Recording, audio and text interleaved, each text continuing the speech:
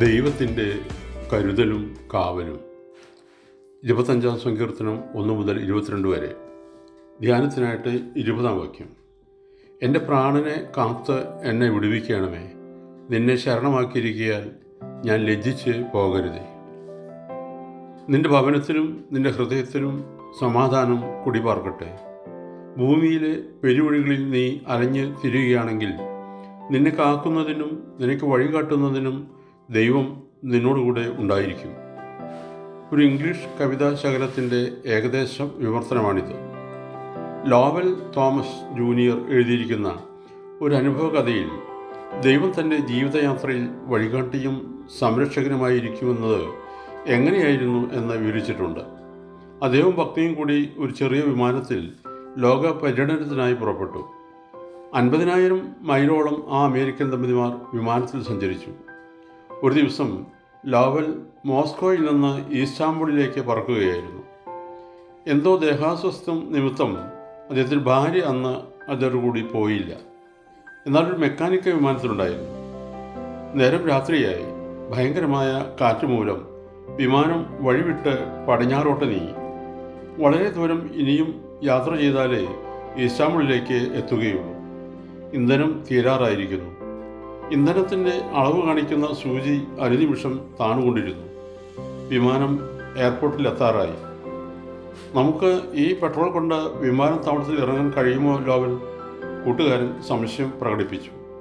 പക്ഷേ ലോവലിന് സംശയമൊന്നുമില്ല. 1-2 നിമിഷം കൂടി പറന്നാൽ മതി നിലത്തിറങ്ങാൻ. നിർഭാഗ്യമെന്നല്ലാതെ എന്താണ് പറയുക? അവസാനത്തെ തുള്ളി എണ്ണയും തീർന്നിരിക്കുന്നു. ലോവൽ പരിഭ്രമിച്ചില്ല. നേരത്തെ പെട്രോൾ തീർന്നുപോയ മറ്റൊരു ടാങ്കിൻ്റെ സ്വിച്ച് അദ്ദേഹം പെട്ടെന്നിട്ടു. അതിൻ്റെ അടിയിൽ ഊറിക്കിടന്ന ഏതാനും തുള്ളി പെട്രോൾ കൊണ്ട് വിമാനത്തിൻ്റെ എഞ്ചിൻ 1-2 വട്ടം ചീറ്റി. ആ ശക്തി കൊണ്ട് വിമാനം നിലത്തിറക്കാൻ ലോവലിനെ കഴിഞ്ഞു. ആ സമയത്താണ് തൻ്റെ വിമാനത്തിൻ്റെ ഡാഷ്ബോർഡിൽ തൻ്റെ പത്നി എഴുതി വച്ചിരുന്ന മേൽപ്പറഞ്ഞ കവിതാ ശകലത്തിൻ്റെ അർത്ഥം ലോവലിനെ മനസ്സിലായത്.